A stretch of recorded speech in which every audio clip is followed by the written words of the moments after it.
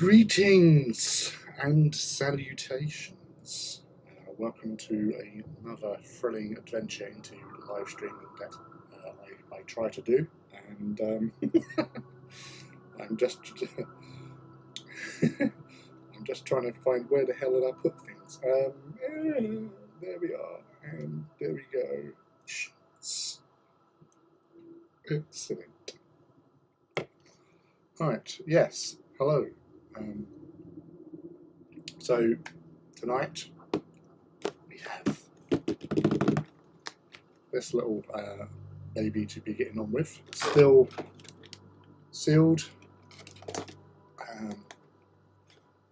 So I think it's about time I'm just going to get on with it, because last time with the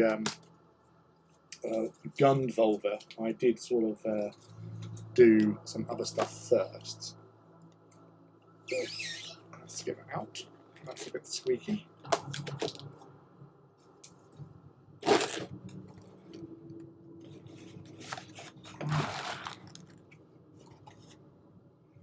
There's some bits.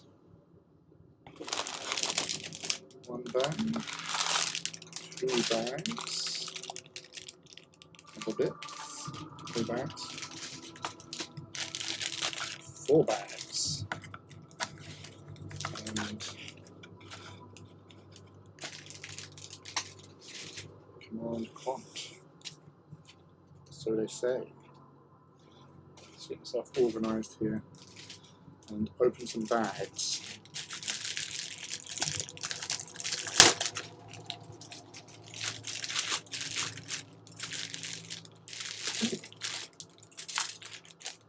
Dark parts.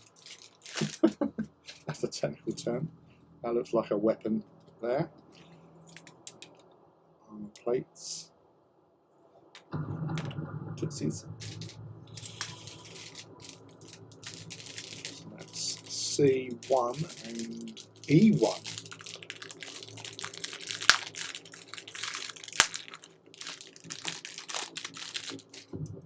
C2 and E2, which was my form group at school and senior school.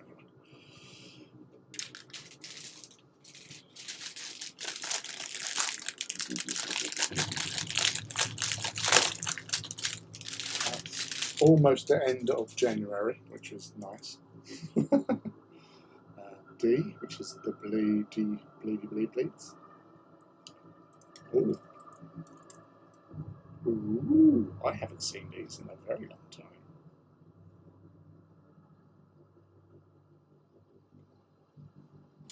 Like having flashbacks to Zoids. That's B, D, A.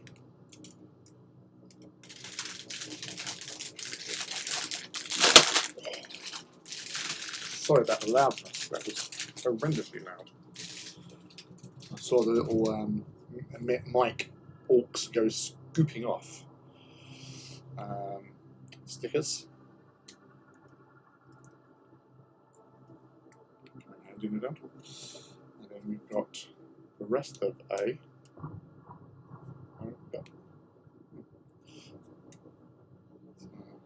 Leg armour, head.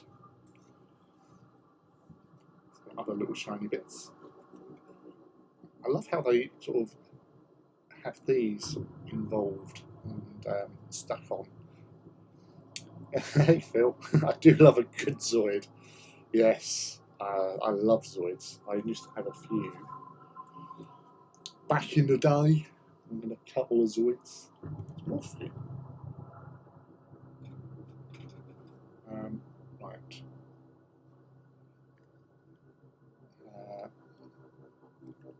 2 seconds. Hello. Hello. Hello.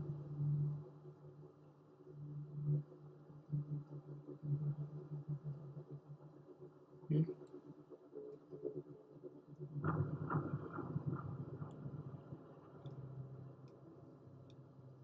think I know what it probably was. Hello. Sorry about that. I just realised I had you on mute. Hello. Yes, I'm here. Yes, I'm fine. Thank you very much. How are you?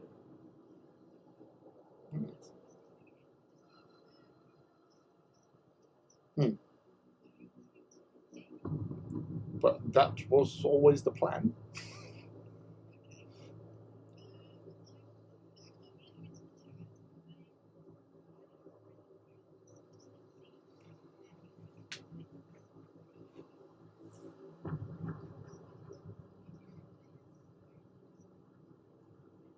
Hmm.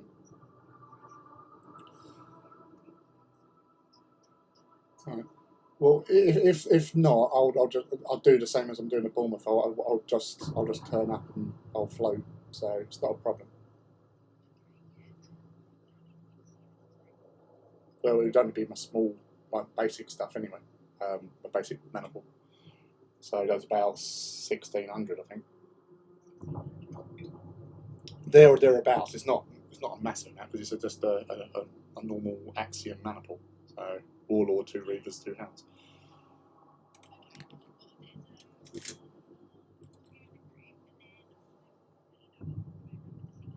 Right. Okay. Yes, no worries. So you haven't. Yeah, well, I did tell Matt earlier on about the parking. So you've got to be careful. Uh, make sure you abuse him appropriately. Good, good, good. Yeah, it's all changed down there. So if you haven't been there, don't know. But they used to have parking meters that you'd go in, you pay your £25 for the day, and then you would go enjoy yourself and then drive out. Now there's no parking meters like the little things, like in car parks, you go up and put your money in. So there's none of them in there. There's just one as you walk into the main hub, and it does say like, "Oh, have you remembered to pay for your parking?" Um, and so I went in there. I thought, "Oh, yeah, I've got to pay for parking." So I went in there, paid for it, but you pay for it on your exit. So I ended up paying 50 quid to because you have like 10 minutes to get out after you pay. Um, yeah, so it's just one of those little things to point out to anyone who's going there by car and parking up in there that you only want to pay the one time. So you either do it as you're walking out and find the machine, or you just sit in your car, go to the actual exit because they have a card thing there. So yeah,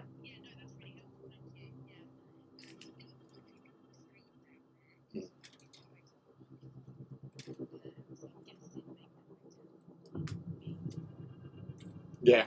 I would assume so. You probably still have to pay. Most hotels now you don't have free parking anymore, so it is a little bit. No, I live half an hour away. No, top end of the A13. Well, not even the top end. Just I'm literally just at the end of the motorway. I'm there. So yes, but I was probably going to be coming down as well on the Friday night after work. So if you need an extra pair of hands, um, and then um, yeah, then go from there really. Mm.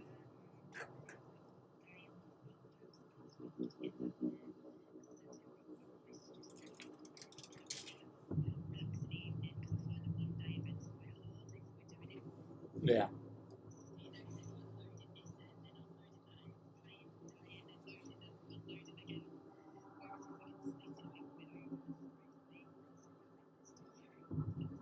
Mm.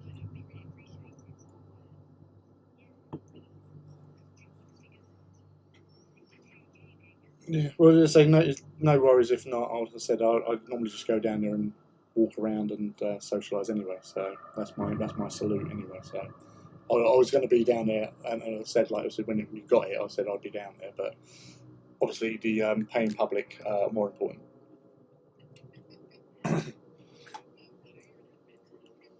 Yeah, no problem. Mm, yes.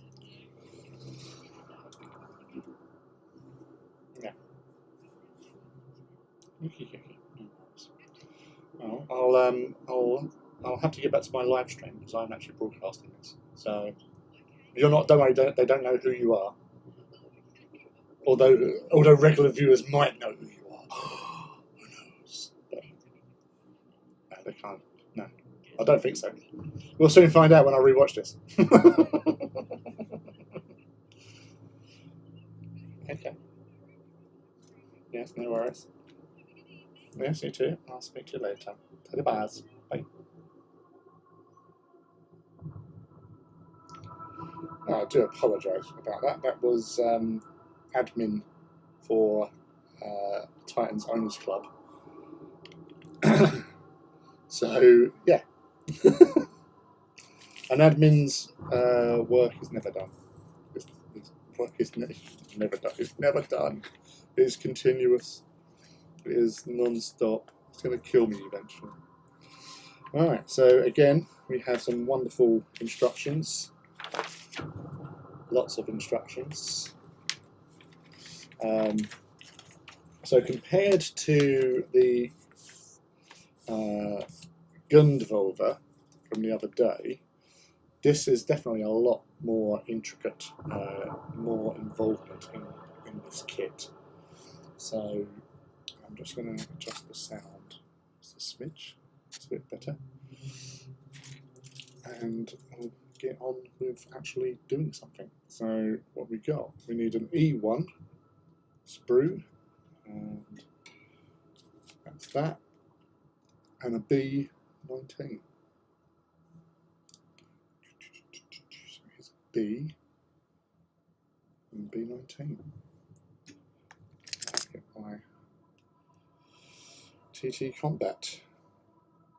I think I've got these at GriffCon.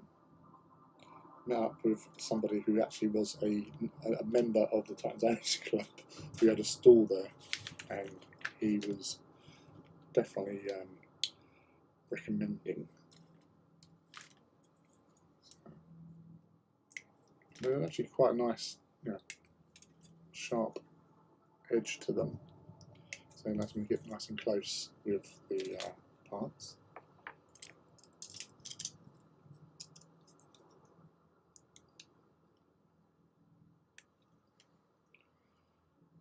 You still with Phil?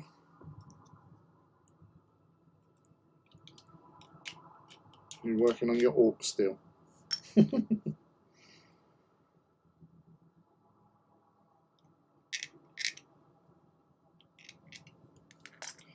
And this is one of the things I do like about these kits, is the simplicity of them.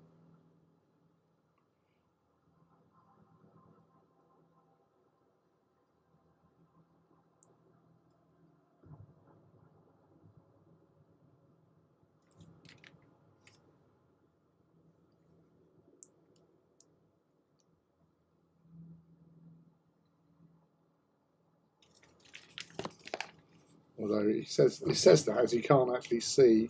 Right, so those two there.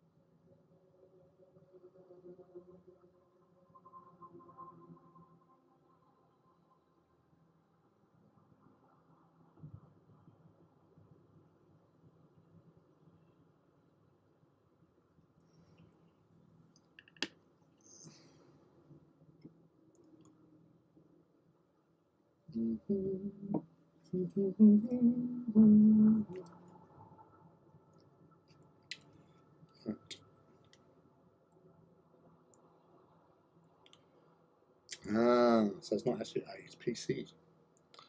PC4. Which are these two here?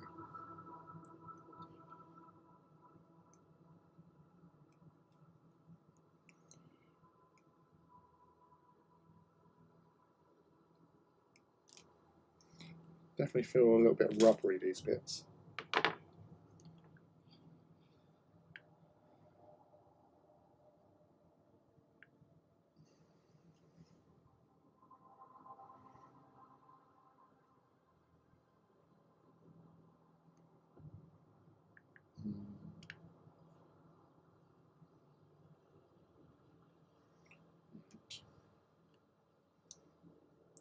Playing Havoc. Never been so popular. Quite literally. So they go in there.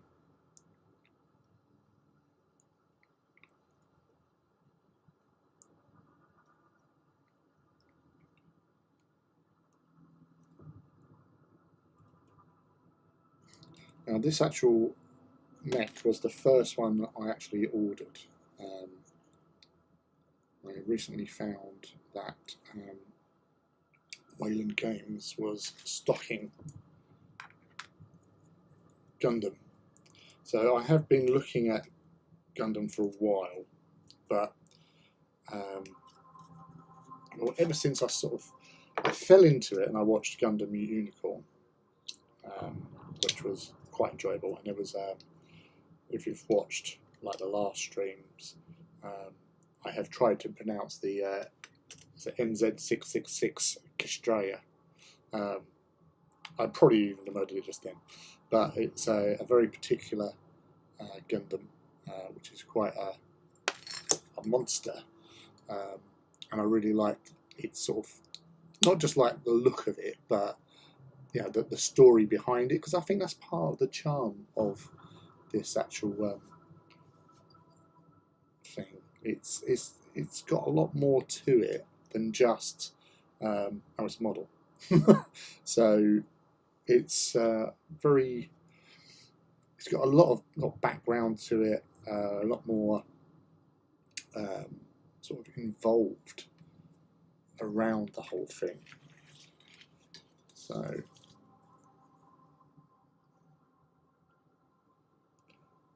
back Castrato. No, it's the Xeon one, the NZ666 Castraya or Cristalia. It's one of those sort of names. Ones that I can't pronounce properly.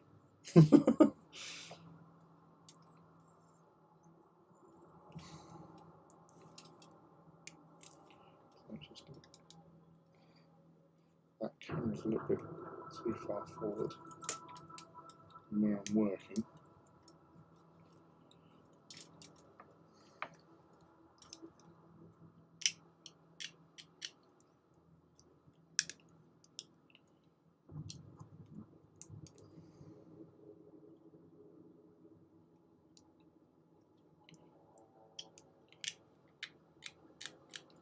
So normally there's a couple of people that regulars on here who are super duper when it comes to mech stuff.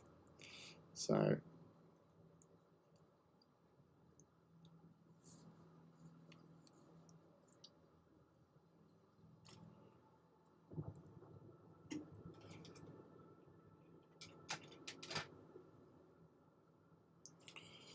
A18, that'll do that.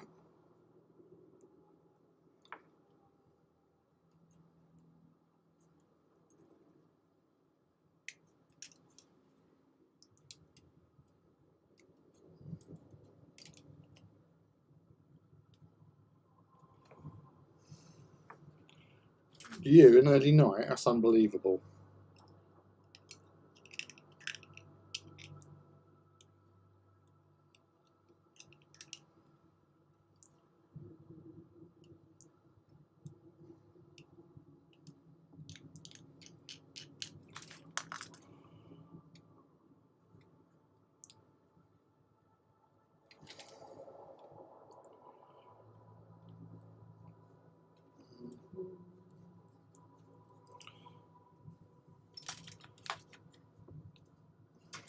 Peace.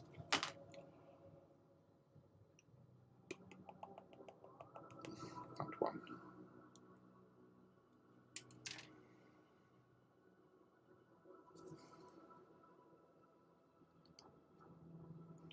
just goes together so well. It's ridiculous.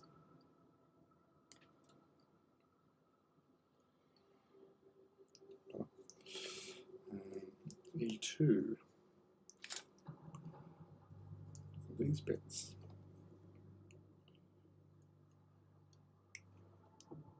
Now, obviously, with these, you can just obviously just leave them as they are, or you can take them further with some advanced sort of modelling techniques. Dirty them. I've seen some really nice ones, even today.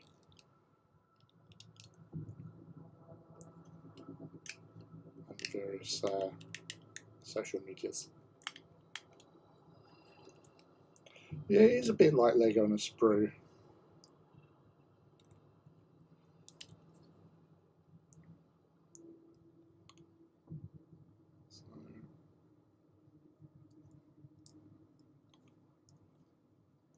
But without, obviously, you can't do much more than just build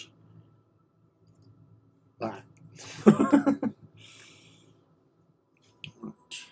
A, C,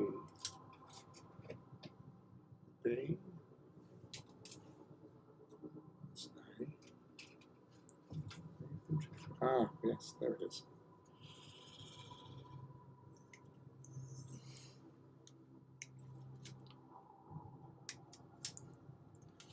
It's how they they do all this into sprue-ness to connect them all together.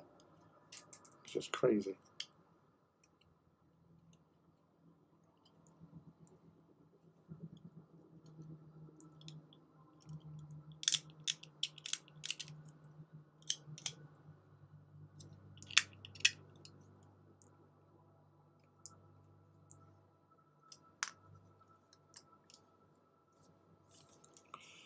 And PC 2.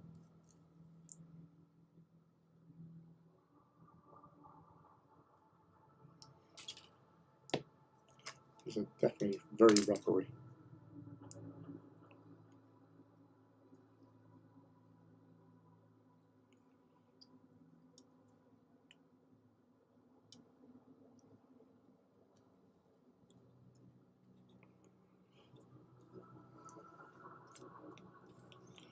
Well, that's the body done.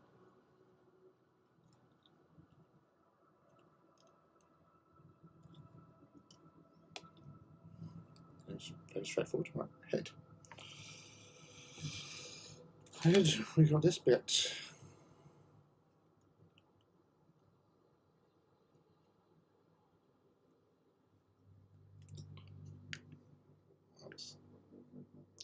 Boop.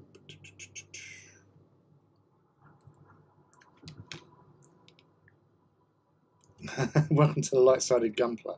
Alright, I don't know. I'm looking forward to my actual Lego release the day before my birthday, so hopefully delivered on that day. That looks like a clone of the Death Side. Well, that is not what this is. So this is the obviously that's just an instruction to show you how things go together, but what I'm building is the command quant Gundam 00 command quant. So that's what we're doing today. C116. So have you been doing this for long then, Adam? I assume so. C116. Tiny piece. In some respects, I think like working with Tau has, over the years, has made it easier to work with these.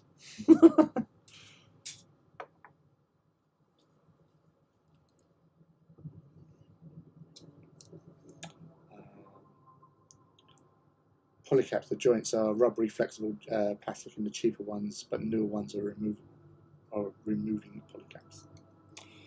Yeah, this so this was the first one. I saw this some point either last year or year before, on Amazon.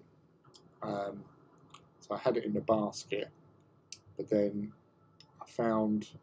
when I found out that Wayland were doing Gundam, and they had them in stock in store, eventually I sort of jumped in onto them, really.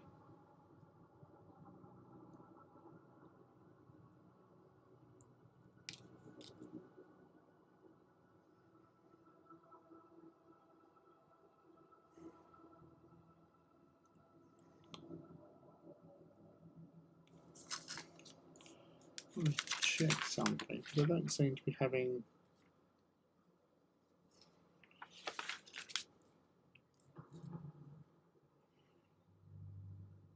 Because with the head, we've got the stickers here. There's no indication when the stickers are on here. Because you would fall, they'd put that on.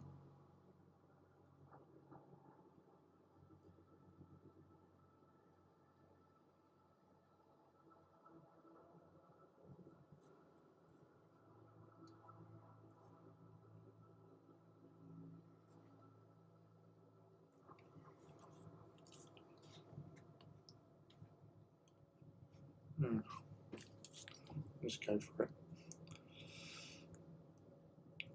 Since the 90s, around the same time as second edition Epic. It's pretty cool.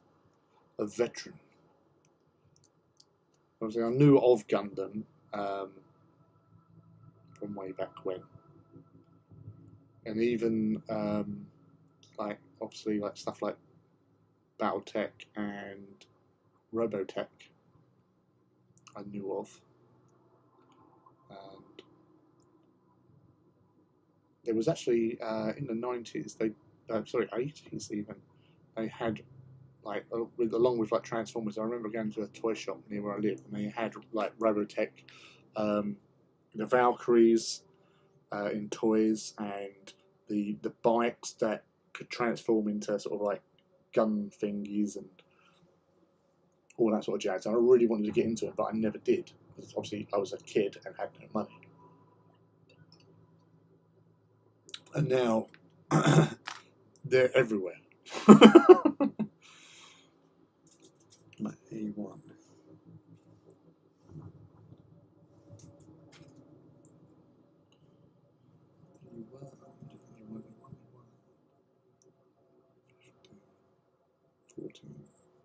Not quite obviously, these ones here.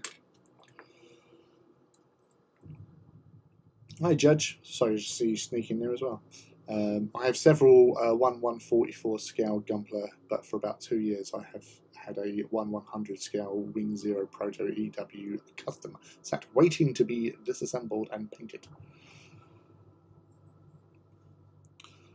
Well, the one I done the other night, which is a 1/144 scale, and it was a HG as well, so it's a high grade. I bought that for £16 from Rivals Corner. So Dennis, who was in the chat last Saturday, he has his little web store where he sells Gunpla. You can find him on Instagram as well as Rivals Corner. And yeah, so I got that for £16. This one cost me about 25, but I did have a voucher, so it was actually like about 31, 32. But I had a voucher where I participated in that Dystopian Wars competition, and I got an award for most sporting player. And yeah, so I used that on my first Gundam, which was this dude. Because, as I said, I'd seen him around. I liked the cut of his jib, and yeah, I went for it because vouchers.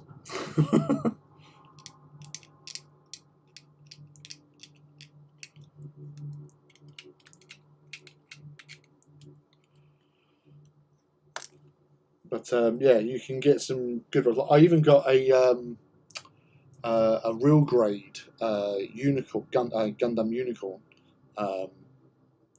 So they're like a step up from HG, because RG is real grade. Yes, sorry.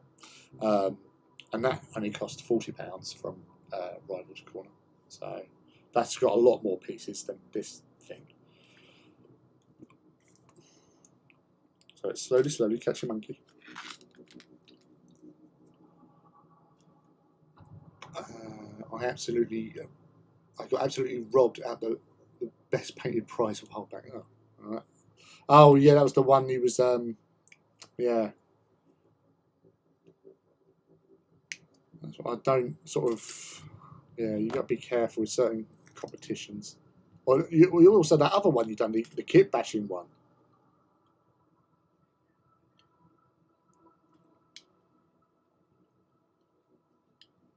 Sorry to bring that up. I know it's still sore.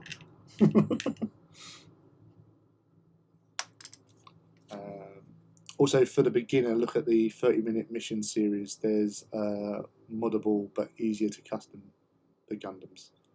Cool, thank you. Top tip. Top tip there, people.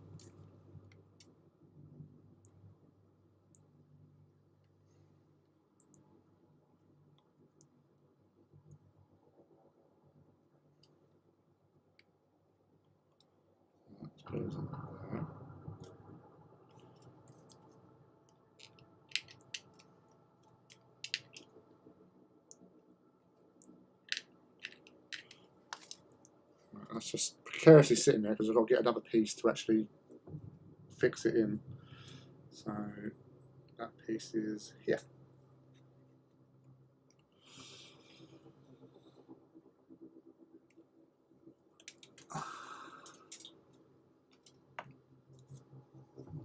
The EW stands for Endless Waltz, part of the Gundam Wing series, and it's the next level above Master Grade. Oh, right.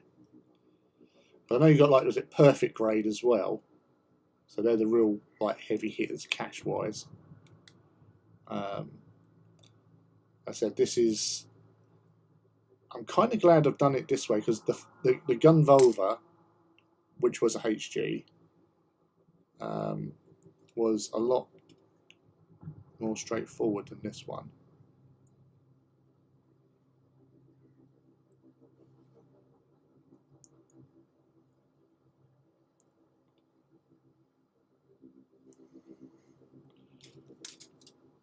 And then another ready bit.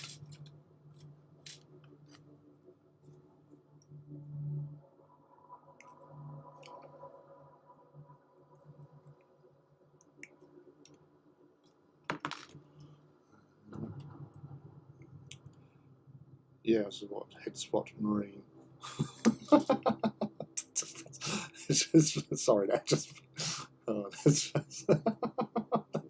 that is such a shit thing to happen. Here you go.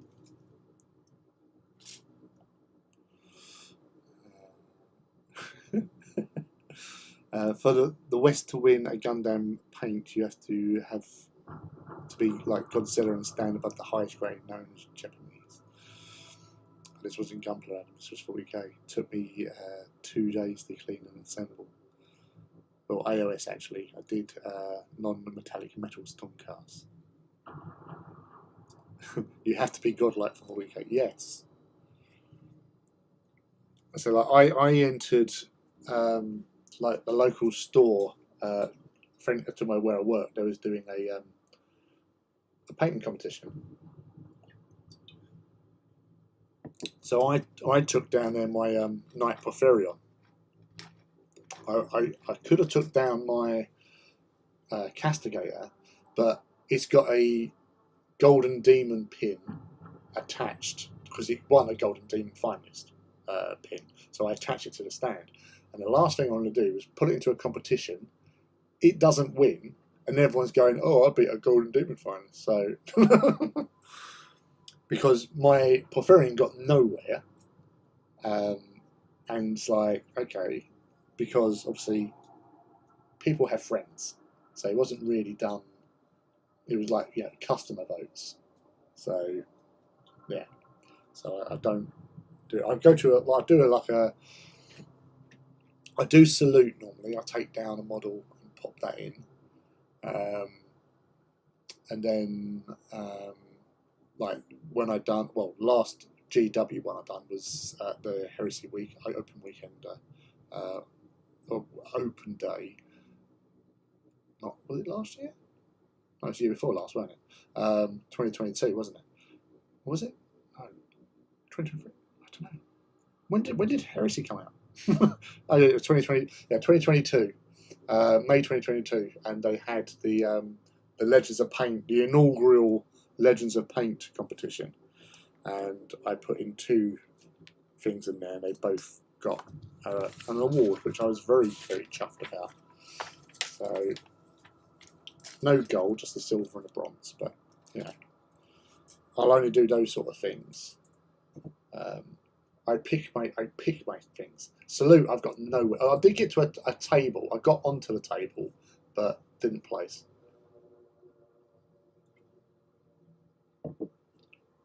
So that was something.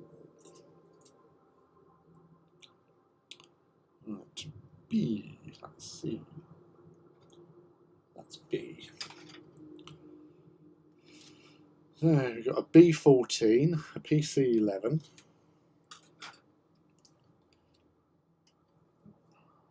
A 15.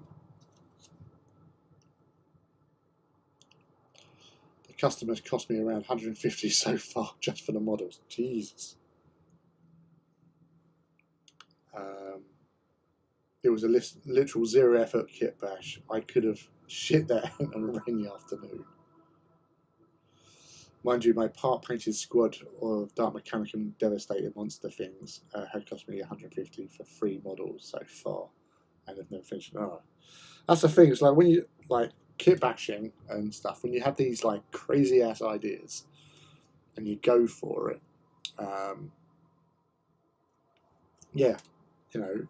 you can create something awesome, but it is the cost associated with it, because especially when you need that one particular part that only comes in one particular kit. River's Corner. Yeah, he's just sorry. I commented on his story, posted up a picture from a new kit from the War in the Pocket series, and he was just replying. I said oh, that looks cool, and he just replied, yes, it is. Which is very cool.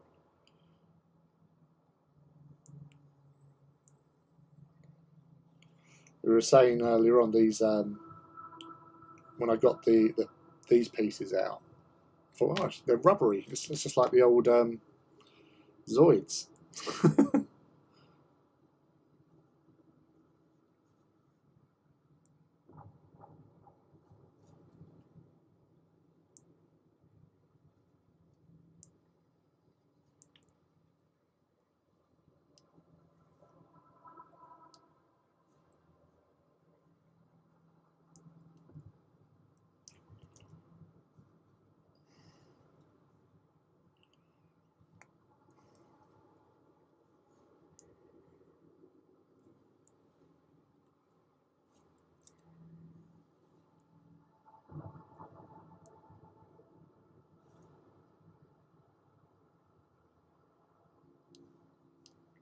I actually put it on the right way. Silly boy.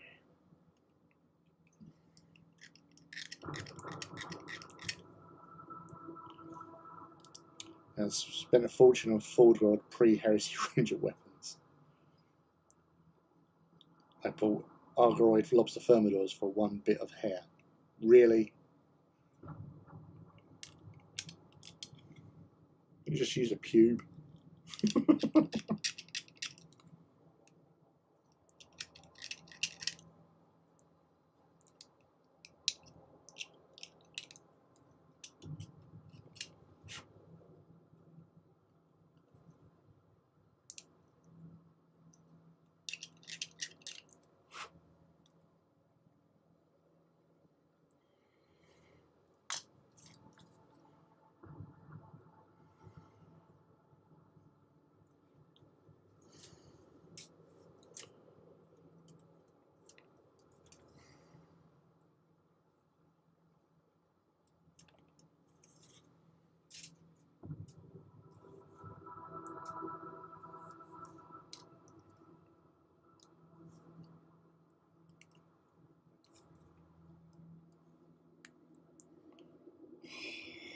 They just zip in.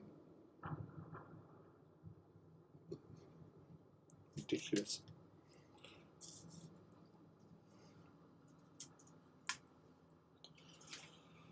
Right, PC5. Oh, hello, PC5. And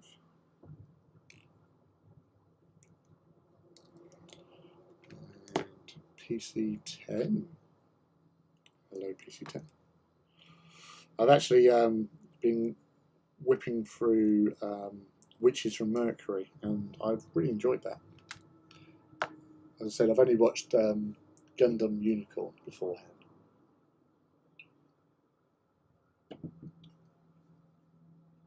Have I seen a new Gundam game on the iPhone? No, I have not.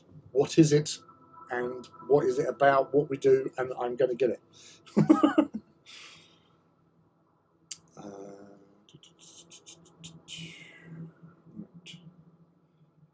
89, 88.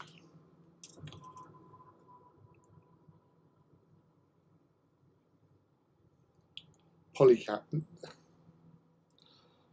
I have learned something new today, Adam. Thank you. I said this is all like new to me. As I said, it just reminds me of the old Zoids rubber caps they used to get for attaching the locking in parts.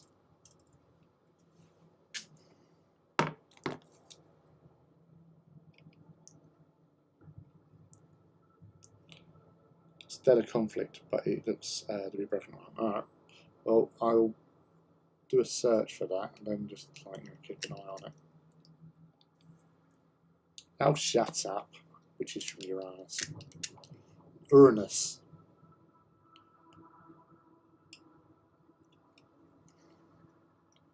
For some reason, they changed. Oh, you've just done it now as well, because this is one of my. I have a couple of, like, you know, you have those like facts that, you know, is awesome for doing sort of pub quizzes or whatever. Right, Uranus, or Uranus, because it should have an O at the start anyway, because it's O-U-R, but for some reason it got shortened. But Uranus is not its real name. It wasn't its original name. Would you like to know what the original name of Uranus was? Because I know what it was. I've seen things, man. I've seen things.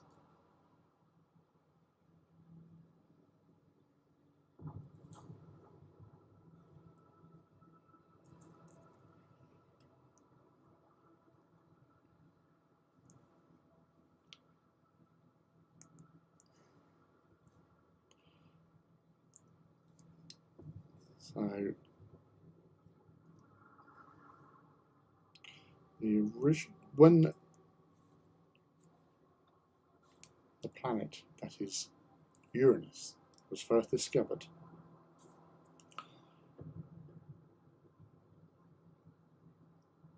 go on, because it was on Jeopardy last week and I've forgotten.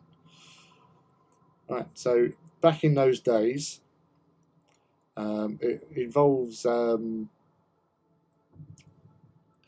basically the British Empire back then, when it was sailing around, like finding new places.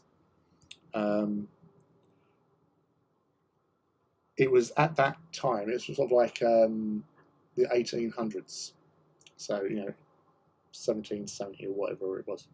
Like Captain Cook was sailing around discovering Australia, well, rediscovering Australia, because it's already been found by the Aboriginal indigenous people that lived there. But they found it, and the Royal Institute in London, or Astronomical Institute, not far off in a way, Phil, because its original name was George. Because at the time, King George was in power, and so all these new places in the New Wales that were being discovered was being called Georgetown and Georgeland and all that in his honour, and they named Uranus George. So the first name it had was George.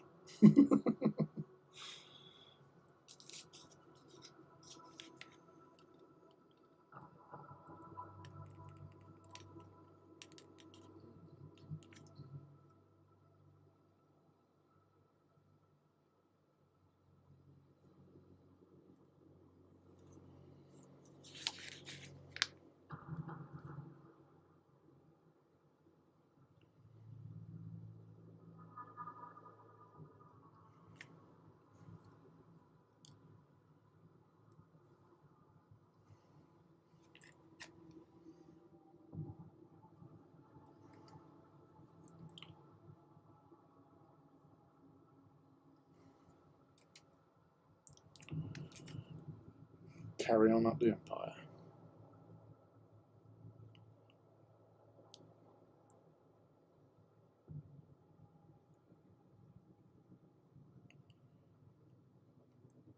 Good old George.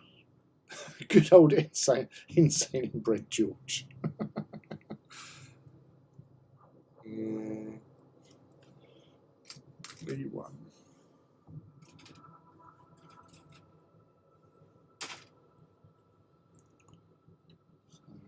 So it's a 6.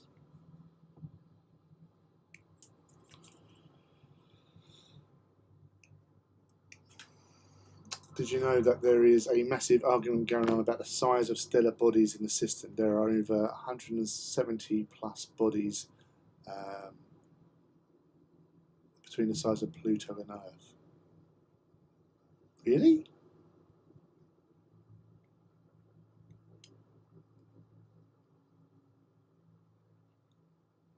It must be nearest to sort of Pluto's size. Well,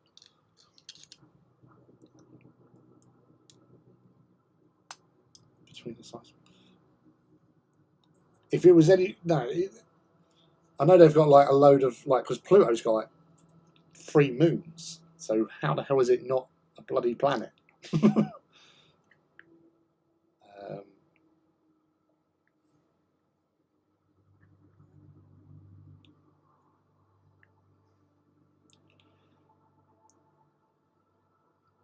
Yeah, so Pluto's only a radius of 715 miles. So that's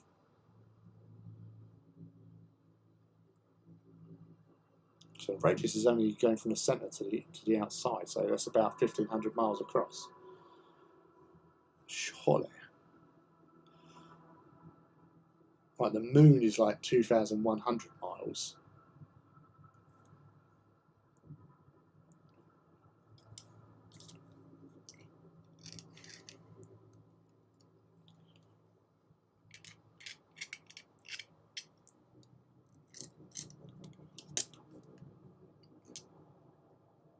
Bigger than Pluto, with some of the arguments that Jupiter's moon should be planets. Well, that was that's sort of some of the things, like because they're orbiting a planet, like a gas giant.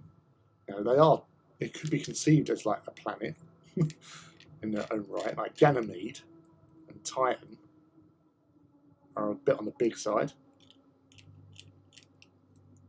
but the what do you call it?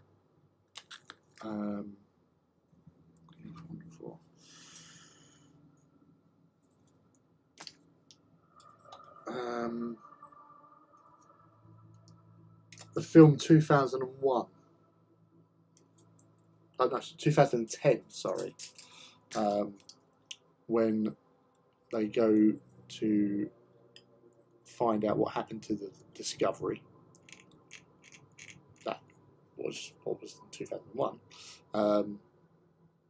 and the spoilers for those who haven't seen 2010. 2010, the monoliths get involved again and basically start appearing and then congregating and heading towards Jupiter, and they increase Jupiter's mass because Jupiter, being a brown dwarf,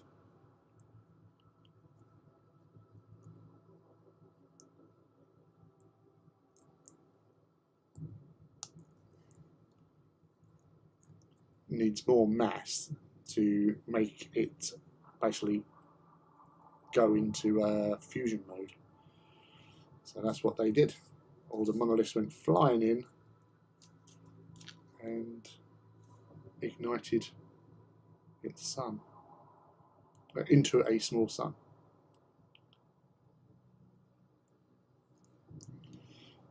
Thus, we got more light. So basically, because it became a sun, the Jovian moons started becoming habitable.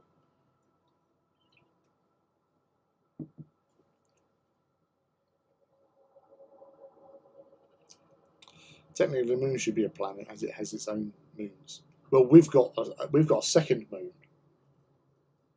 which is on a very strange elliptical orbit, but it's nowhere near the size. But it definitely orbits us.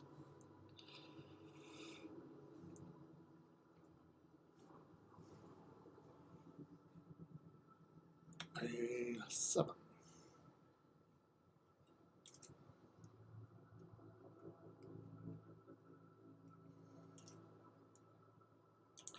Another sort of pub quiz question, which is pretty cool,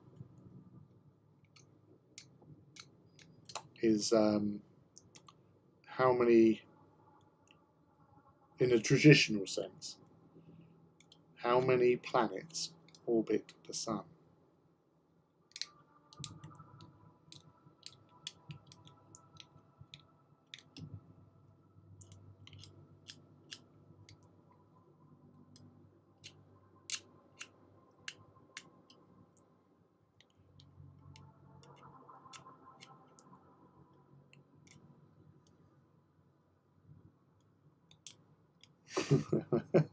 It's hard to tell what's up there at the moment with that illegally parked Tesla Roadster.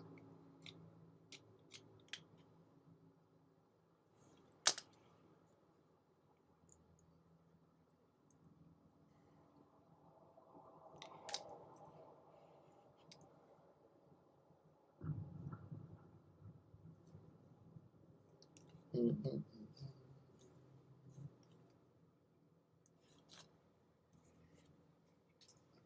10.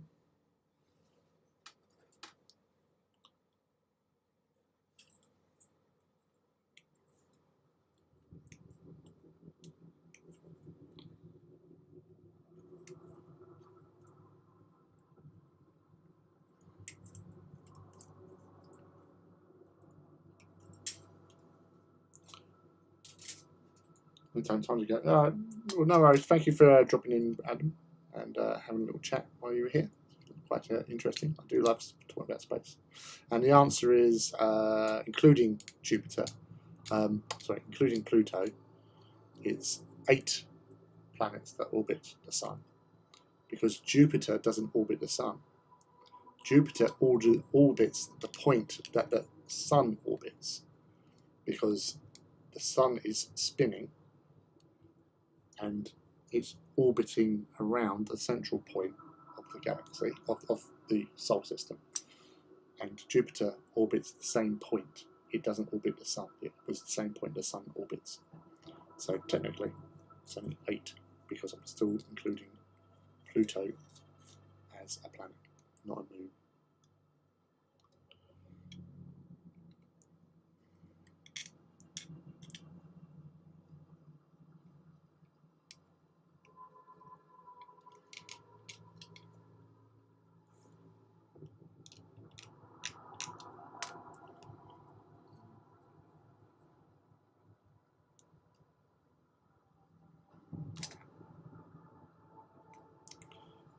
New.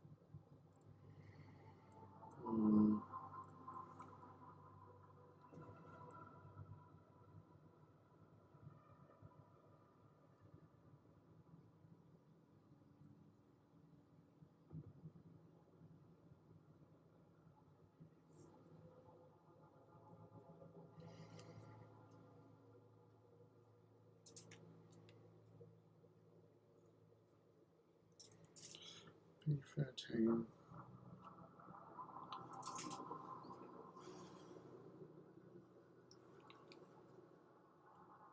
Yes.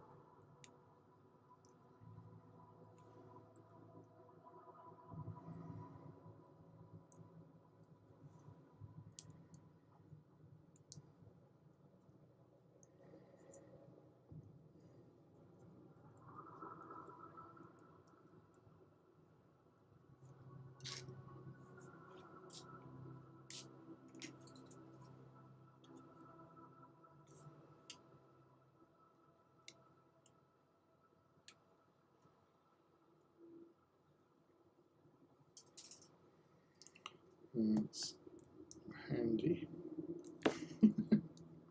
So, that's a cheap one.